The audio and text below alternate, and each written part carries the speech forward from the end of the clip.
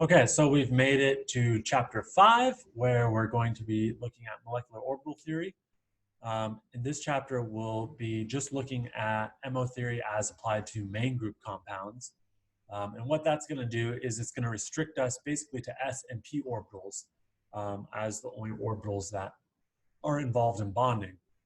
But in chapter 6, we'll, once we actually get to chapter 7, we will expand our scope a little bit and get into bonding with d orbitals and maybe even a little bit of f orbital bonding. So, we just finished up a chapter on VSEPR as a demonstration of a very simple theory that makes surprisingly accurate predictions about structure, but has no deeper underpinning. It's not based on quantum mechanics. And so what you'll see is that MO theory comes directly out of quantum mechanics and therefore is way more accurate than VSEPR.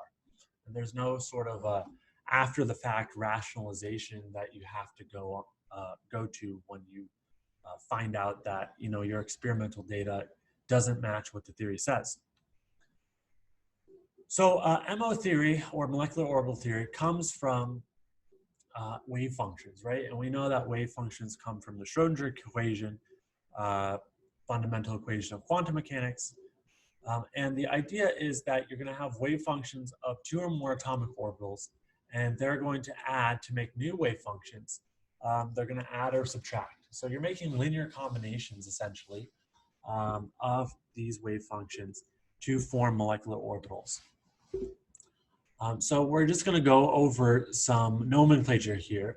Atomic orbitals that interfere constructively, right? The wave function peaks are matching each other. The wave function troughs are matching each other. That's constructive interference with waves. Those are called bonding orbitals. And the opposite of that, when your peaks and your troughs line up, right, that gives you rise to destructive interference. And that type of interaction is called anti-bonding orbitals. And oftentimes you can get 2 orbitals, for example, if they're of different symmetries. And if you try to combine them, there's basically no interference. So in other words, the overlap integral, that's a term that I'm going to be using a lot. That just tells you, how much overlap is there between 2 orbitals or 2 wave functions. The overlap integral between 2 atomic orbitals with different symmetry is 0. So there's no overlap. You can't combine them, in other words, or if you do, you just get nothing.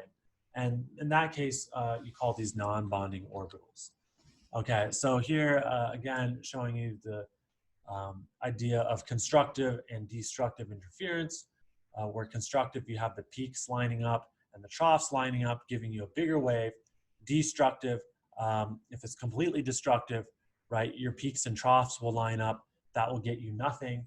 That will be a node, right, where your electron, a probability of finding an electron is 0. And remember from your introductory chemistry courses that psi squared, the wave function squared, is how we get physical meaning out of psi. And psi squared is directly related to the probability of finding an electron across 3-dimensional space.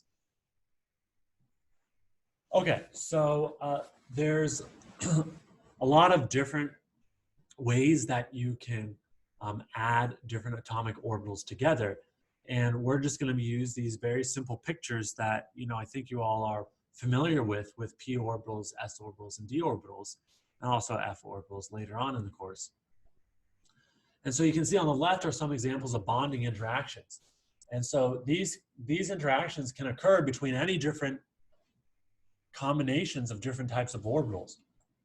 The key thing is that you just have the symmetry, right, and that you have overlap. So you can have a p orbital and an s orbital, and you have these darker shaded regions.